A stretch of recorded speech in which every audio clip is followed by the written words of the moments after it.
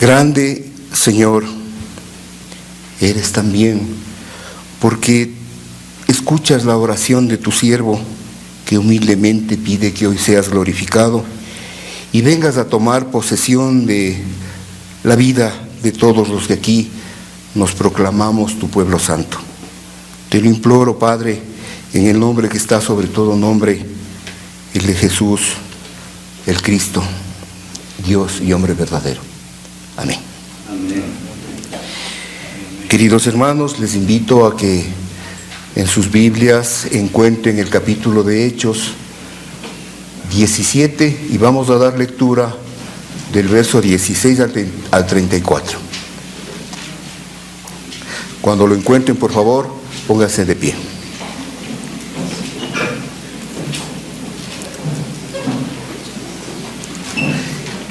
Hechos capítulo 17, verso 16 al 34. Mientras Pablo los esperaba en Atenas, su espíritu se enardecía viendo la ciudad entregada a la idolatría. Así que discutía en la sinagoga con los judíos y piadosos, y en la plaza cada día con los que concurrían. Y algunos filósofos de los epicúreos y de los estoicos disputaban con él, y unos decían: ¿qué querrá decir este palabrero? Y otros: parece que es predicador de nuevos dioses, porque les predicaba el evangelio de Jesús y de la resurrección. Y tomándole, le trajeron al Areópago, diciendo: ¿podemos saber qué es esta nueva enseñanza de que hablas? Pues traes a nuestros oídos cosas extrañas. Queremos pues saber qué quiere decir esto, porque todos los atenienses y los extranjeros residentes allí en ninguna otra cosa se interesaban, sino en decir y en oír algo nuevo. Entonces Pablo, puesto en pie en medio del Areópago, dijo: varones atenienses, en todo observo que sois muy religiosos, porque pasando y mirando vuestros santuarios, hallé también un altar en el cual estaba esta inscripción: al Dios no conocido, al que vosotros adoráis, pues sin conocerle es a quien yo os anuncio. El Dios que hizo el mundo y todas las cosas que en él hay, siendo Señor del cielo y de la tierra, no honrado por manos humanas como si necesitase de algo, pues Él es quien da a todos vida y aliento y todas las cosas. Y de una sangre que ha hecho todo el linaje de los hombres, para que habiten sobre la faz de la tierra, y les ha prefijado el orden de los tiempos y los límites de la habitación, de su habitación, para que busquen a Dios, si en alguna manera palpando pueden hallarle, aunque ciertamente no está lejos de cada uno de nosotros. Porque en Él vivimos y nos movemos y somos, como algunos de vuestros propios poetas también han dicho, porque linaje suyo somos. Siendo pues linaje de Dios, no debemos pensar que la divinidad sea semejante a oro o plata o piedra, escultura de arte y de imaginación de hombres. Pero Dios, habiendo pasado por alto los tiempos de la ignorancia, ahora manda a todos los hombres en todo lugar que se arrepientan, por cuanto ha establecido un día en el cual juzgará al mundo con justicia, por aquel varón a quien designó, dando fe a todos con haberle levantado de los muertos. Pero cuando oyeron lo de la resurrección de los muertos, unos se burlaban y otros decían: ya te oiremos acerca de esto otra vez. Y así Pablo salió de en medio de ellos. Mas algunos creyeron, juntándose con él, entre los cuales estaba Dionisio el Areopagita, una mujer llamada Damaris, y otros. Señor y Padre nuestro, confiamos en tu misericordia. Tomen asiento.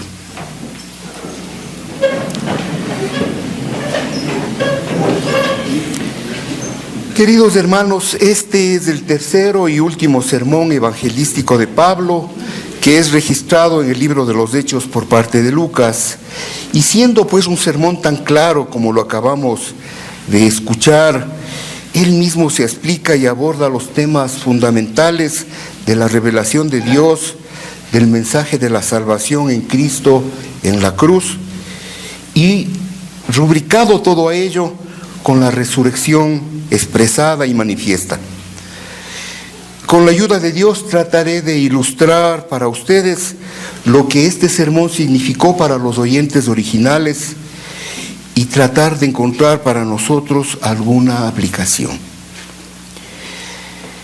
En primer lugar, queridos hermanos, quiero empezar recordándoles a ustedes algo doloroso que tiene que ver con la ineficacia que tiene para el ser humano confiar en la sabiduría solamente humana, en las ideologías y en la filosofía desarrollada por el hombre en su vanidad. Y este ejemplo doloroso tiene que ver con Alemania. ¿Se acuerdan? Alemania durante el siglo XVII y hasta el siglo XX fue la cuna de la más alta especulación filosófica, y el alma de los germanos anidó las preguntas fundamentales: ¿de dónde vengo?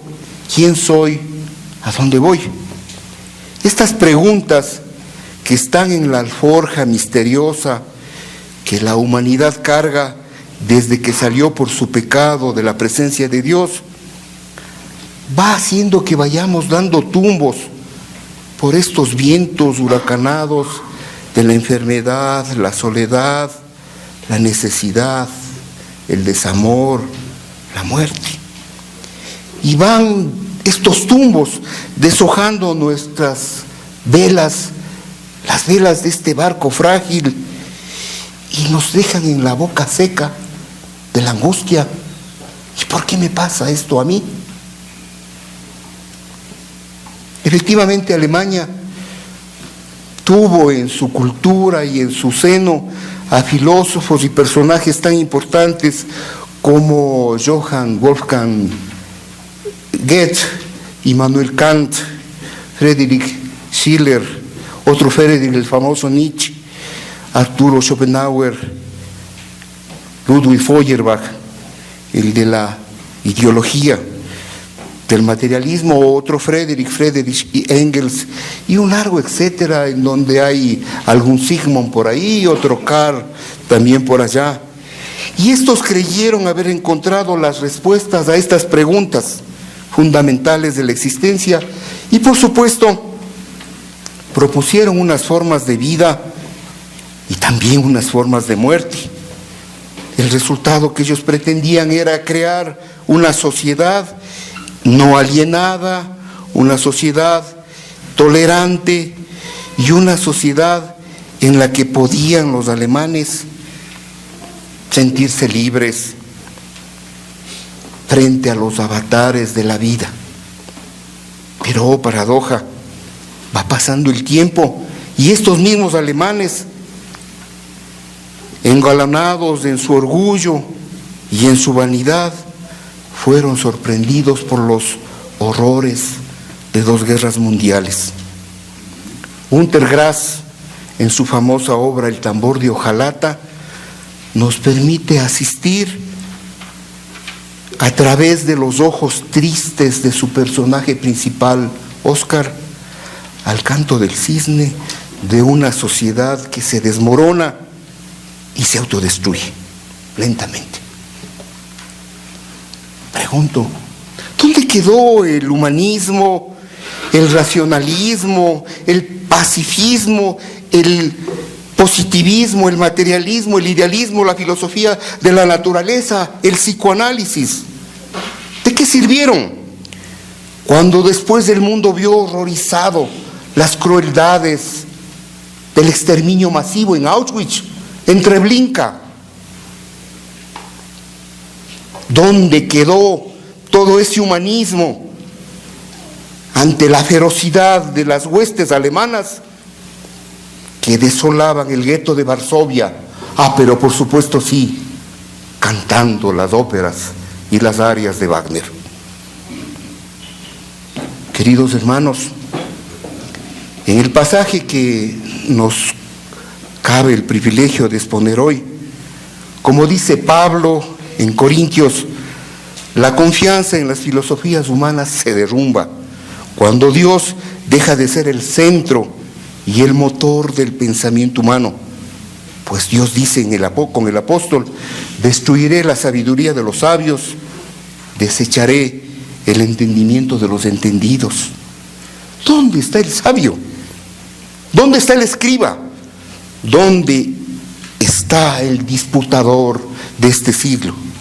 ¿No ha enloquecido Dios la sabiduría del mundo?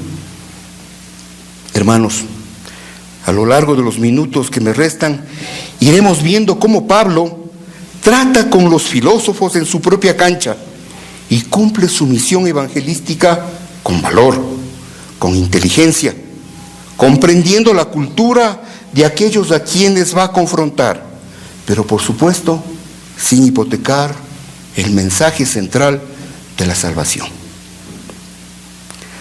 Hermanos, la exposición de nuestro querido hermano Dagoberto de la semana anterior dejó a nuestros intrépidos misioneros cumpliendo en Tesalónica y Berea, y en el cumplimiento de esa misión habían sufrido una vez más el costo que todos nosotros tenemos que pagar de seguir a Cristo. Tuvieron que separarse en medio de la persecución.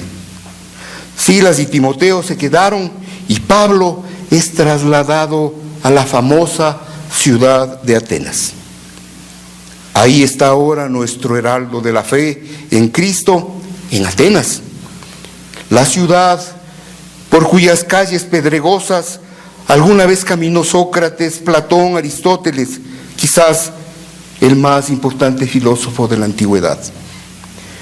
Atenas está ubicada en una península, se llama el Ática, y tiene un puerto, se llama el Pireo hasta el día de hoy. Y este puerto del Pireo sirvió para que por él el arte, la cultura y la democracia, que es lo que caracteriza a Atenas, fuera esparcida por el mundo mediterráneo y por supuesto también su comercio. Y por este comercio y por esta forma de ser del pueblo de Atenas, llegó a ser la ciudad más importante en el siglo V antes de Cristo. Y nos dejó un legado.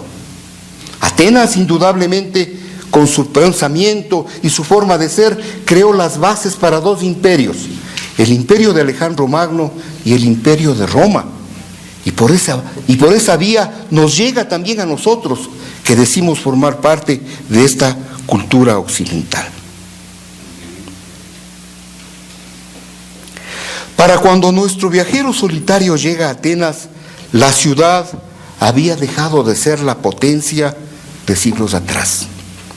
Corinto la había reemplazado como poder comercial y la Roma imperial le había arrebatado el poder político de todo el mundo mediterráneo. Sin embargo, seguía manteniendo vestigios de su antiguo prestigio como la capital intelectual y artística del mundo. Roma la había conquistado por el año 146 a.C., dejándola como ciudad libre y federal.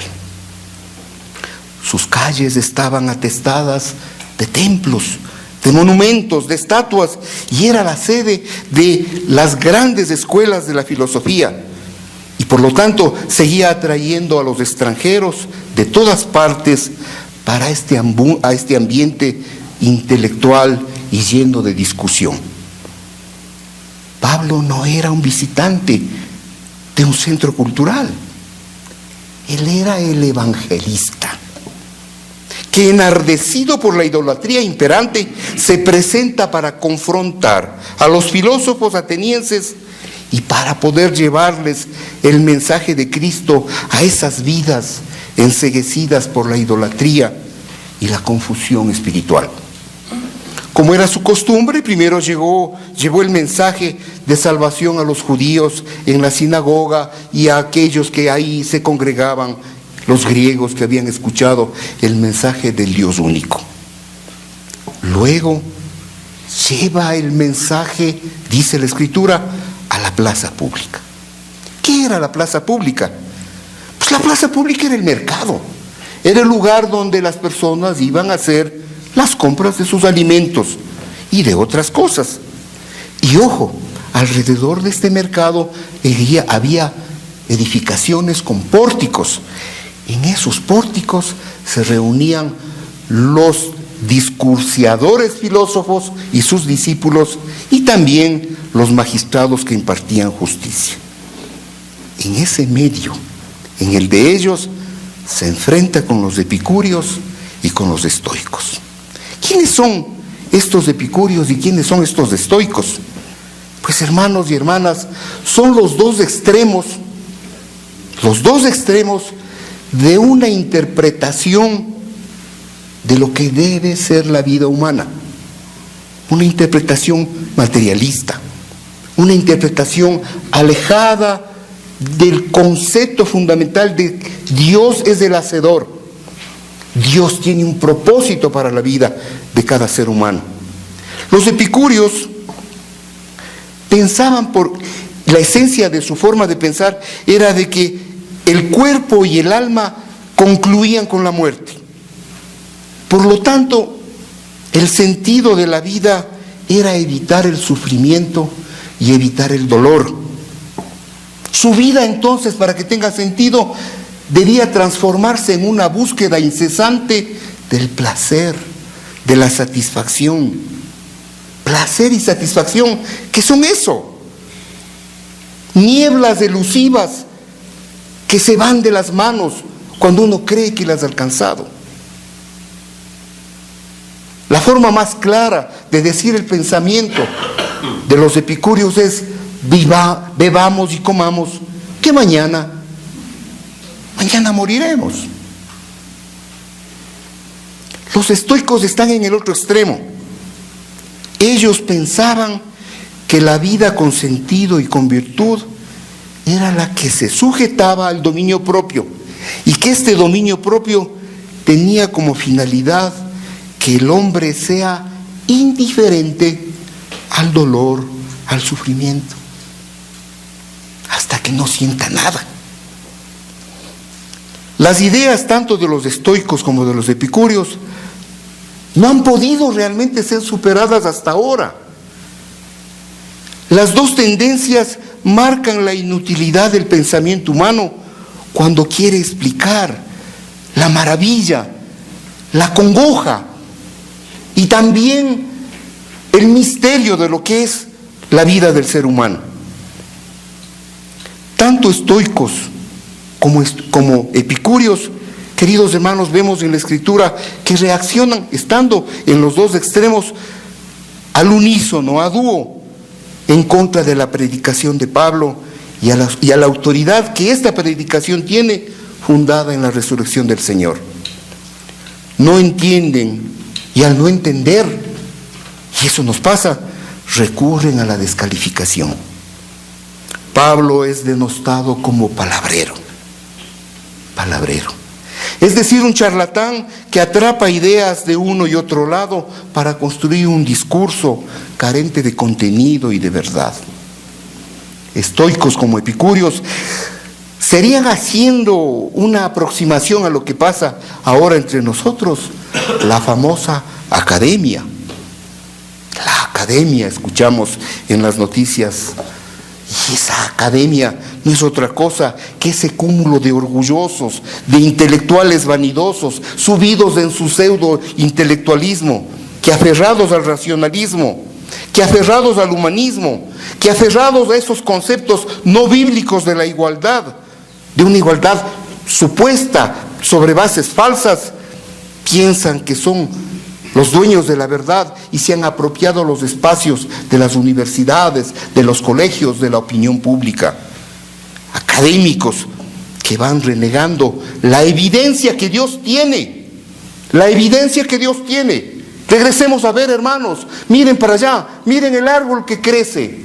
Una evidencia que, como Pablo dice en Romanos, porque la ira de Dios se revela desde el cielo contra toda impiedad e injusticia de los hombres que detienen con injusticia la verdad. Por lo que de Dios se conoce, les es manifiesto, pues Dios se lo manifestó, porque las cosas invisibles de Él, su eterno poder y deidad, se hacen claramente visibles desde la creación del mundo, siendo entendidas por medio de las cosas hechas, de modo que no tienen excusa, pues habiendo conocido a Dios, no le glorificaron como a Dios, ni le dieron gracia, sino que se envanecieron en sus vanos razonamientos y su necio corazón fue entenebrecido. Profesando ser sabios, se hicieron ¿qué? ¿Perdón? Necios.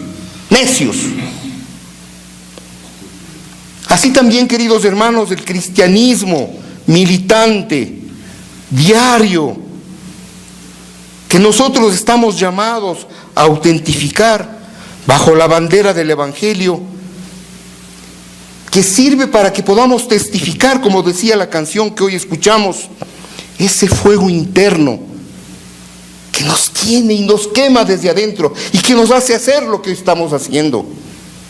Ha servido para que seamos denostados, insultados como fanáticos, intolerantes, irracionales y hasta retrógrados, nos dicen.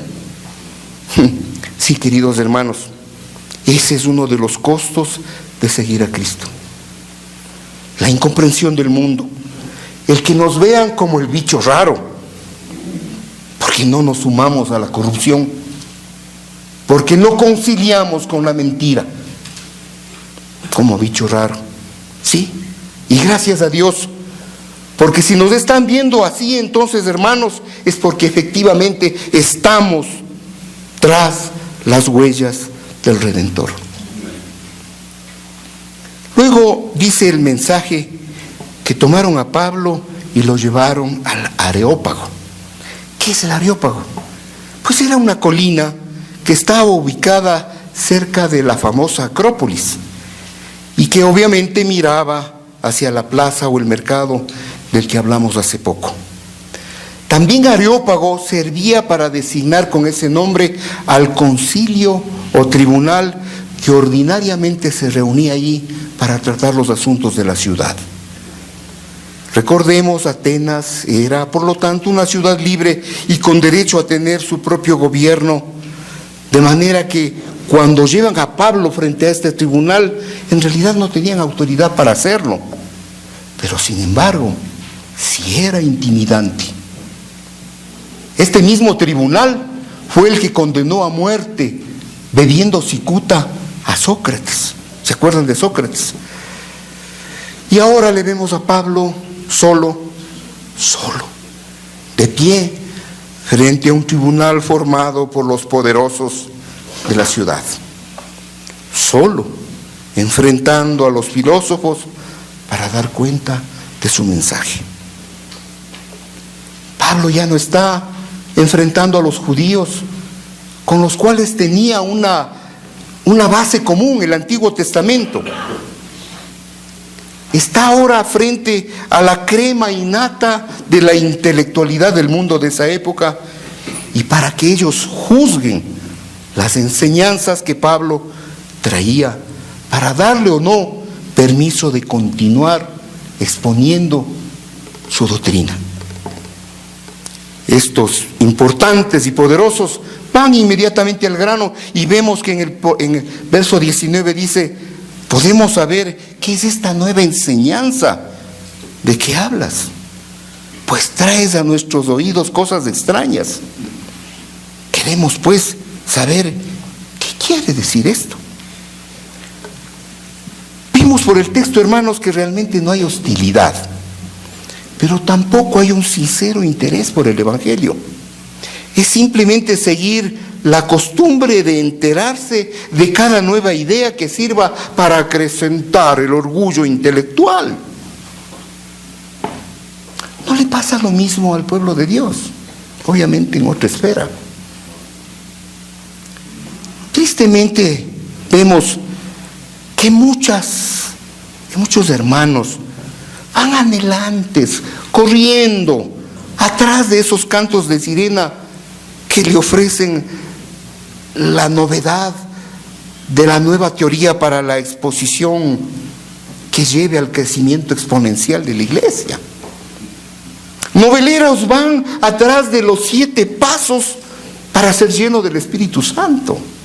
Noveleros van atrás de las 5 maneras para que Dios entre en tu matrimonio. La novelería, en lugar del estudio serio de la sana doctrina, en lugar de la vida de sacrificio, en lugar de establecer una coinonía fructífera en búsqueda colectiva e individual de las huellas de Cristo. Razón tiene la Escritura cuando dice: porque de estos son los que se meten en las casas y llevan cautivas a las mujercillas cargadas de pecado, arrastradas por diversas concupiscencias. Estas siempre están aprendiendo y nunca llegan al conocimiento de la verdad. Pablo, a continuación, dando un giro argumental, llega sin claudicación exactamente a lo mismo de lo que ha dicho en los sermones anteriores: proclamar que su audiencia crea en la salvación traída por Cristo Jesús. Hermanos, les llamo a reflexionar. Este es un clarísimo ejemplo de cómo sí es posible llevar el mensaje del Evangelio aprovechando las particularidades culturales y sociales sin tener que renunciar al mensaje fundamental, que es la reconciliación en Dios por medio de Cristo resucitado. Pablo, vean ustedes en la Escritura, no se desapeguen de la Escritura que les invité a que leamos. Pablo, hermanos, empieza con mucho tino, demostrando además que conoce de la cultura griega. Esas palabras que dice ahí, varones atenienses, no está ahí de más. Está porque Lucas quiere demostrar que Pablo conocía de esa cultura. Esas palabras las decía su gran orador Demóstenes cada vez que empezaba uno de sus discursos. Y Demóstenes para los griegos era el referente de cómo tenía que hacerse una exposición. Hermanos, luego vemos en la Escritura el elogio que Pablo hace de la inclinación religiosa de los griegos, y dice: en todo observo que sois muy religiosos. Está buscando un punto de apoyo a través del cual pueda exponer las virtudes de Cristo. Y ese punto de apoyo, hermanos, vean cómo entra suavemente. Cuando menciona que en su caminar por la ciudad encontró un altar al Dios no conocido, y que a ese Dios los atenienses también adoraban.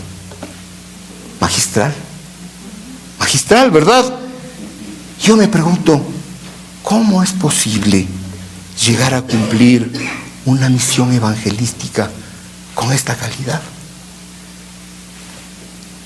Veo algunos aspectos. Evidentemente, primero, tener el Espíritu Santo, tener la unción del Espíritu Santo.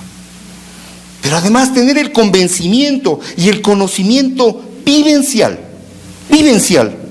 de lo que es el mensaje de Cristo en mí, en ti. Tenemos además conocer al pueblo, a la gente, a la cual por amor a Cristo nos estamos moviendo en misión.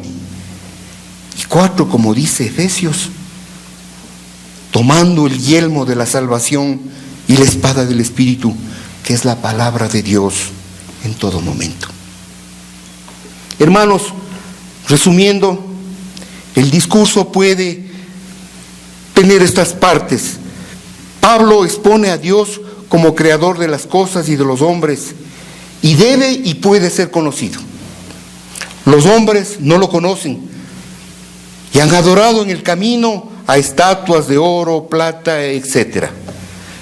Pablo resalta en la primera parte del discurso que el conocimiento de Dios es evidente a la razón. Es lo que en teología se conoce como la revelación general.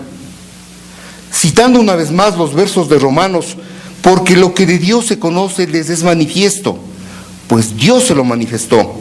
Porque las cosas invisibles de Él, su eterno poder y deidad, se hacen claramente visibles desde la creación del mundo, siendo entendidas por medio de las cosas hechas, de modo que no tienen excusa.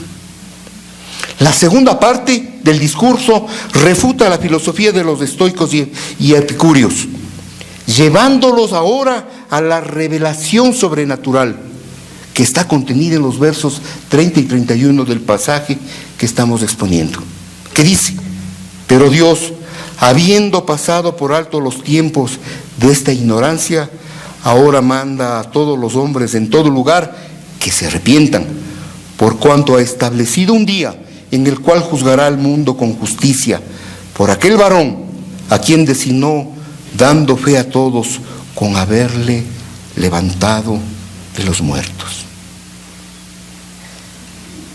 ¿Qué dice Pablo? Dios existe. Y siendo conocido, no se ha desentendido ni de su creación ni de sus criaturas. Si bien ha sido magnánimo dejando pasar la ignorancia por un tiempo, hoy se revela más magnánimo todavía, permitiendo que los hombres se arrepientan, nos arrepintamos, porque ha enviado al mundo a Jesucristo, en quien además tenemos el juez universal y cuya misión se ve rubricada por la resurrección de los muertos.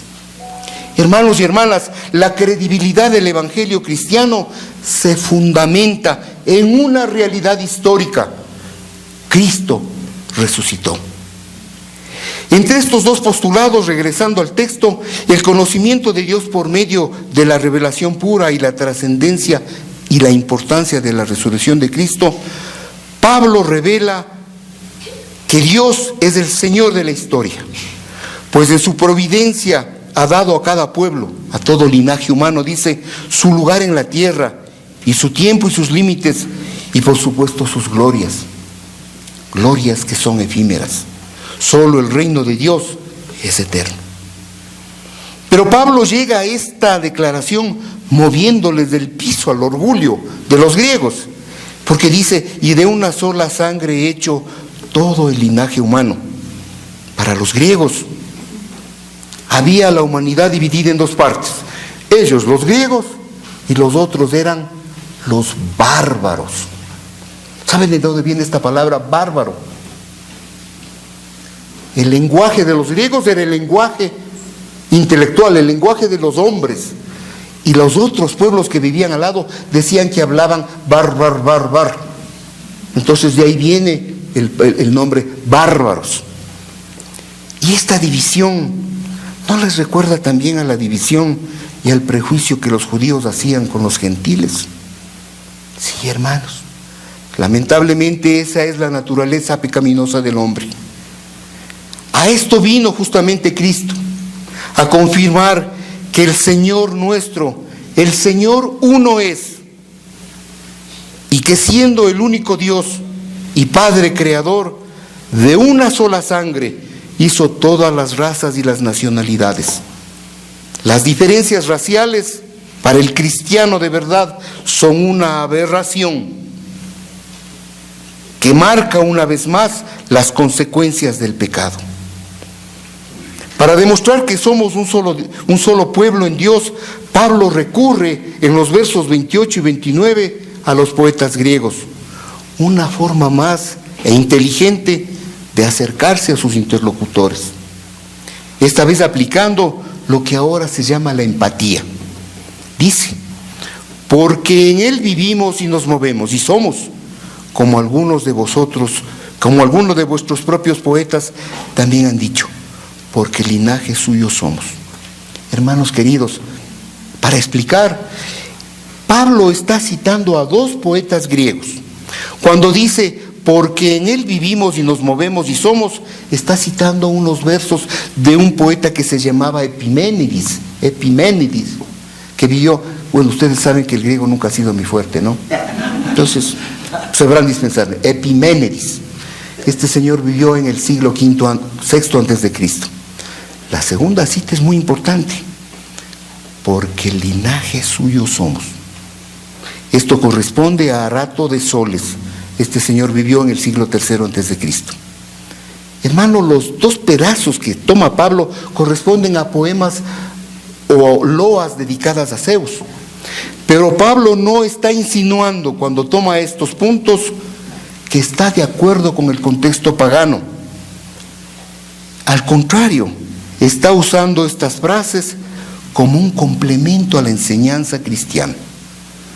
Porque, hermanos, para nosotros, como dice Colosenses, y dice Pablo también, porque habéis muerto y vuestra vida está escondida con Cristo en Dios. Y como también los versos de Margaret Clarkson dice, venimos, oh Cristo, a ti, verdadero Hijo de Dios y hombre, por quien todas las cosas subsisten y de quien toda la vida comenzó. En ti, solo en ti nos movemos y somos, y tenemos nuestro ser en tu amor. Pongan atención ahora, hermanos, que vamos a concluir. Los versos 31 y 30 ponen en evidencia las dos únicas posibilidades que hay frente al mensaje de la resurrección. Primero, la burla o la incredulidad frente a la doctrina de la resurrección. O dos, la acción del Espíritu Santo que nos convence para dar cumplimiento a ese llamamiento eficaz que hemos recibido. Queridos hermanos, este es el dilema. ¿Qué posición tomamos frente al Evangelio? Este Evangelio, queridos hermanos y hermanas, que solamente puede resumirse en 3 palabras. Jesús ha resucitado. Igual que a los griegos, el espíritu humano sigue siendo cuestionado por este postulado que plantea la frontera entre la fe y la increencia. Para el Hijo del Mundo, la resurrección de Jesús, la resurrección del Salvador, es inadmisible. Su materialismo, su pecado, lo amarran a la temporalidad de la existencia. Subido en la arena movediza de la razón, dice, pero ¿cómo puede ser posible? Hermanos, se trata de creer o no creer, no basados en un razonamiento, porque esto es evidente. Creer en Dios es evidencia, viene a la razón pura. Y si regresamos a la Escritura, viene a la revelación especial. Creer o no creer, queridos hermanos, no es un asunto de razón, es un asunto de moral. Y marca una enorme diferencia, porque cuando crees o no crees, tienes entonces una actitud frente a la vida. Nuestra congregación está de luto. Hemos perdido ese bultito que encontrábamos en el pasillo. Se fue ayer. Nos despedimos, le dijimos, hasta pronto, Ani. Una actitud frente a la vida cuando se cree en Cristo resucitado significa asumir ese dolor y esa angustia y esa desesperación y ese mazazo sobre el alma, sabiendo que es un hasta pronto. Esa es la diferencia. Esa es la diferencia cuando crees o no crees, y es un asunto moral cuando hemos visto a un hijo acompañando a su madre, contemplando a su madre y llenándole de afecto y de amor, a pesar de la dolencia, a pesar de que ella no podía siquiera responder con el mismo afecto y cariño. Eso es tener una actitud con la vida, hermanos. Porque en cada una de nuestras cosas, en cada una de las vivencias que vamos teniendo, se va midiendo si Cristo vive o no vive en mí. Y si Cristo vive o no vive en mí, como una manifestación cierta de que Él ha resucitado.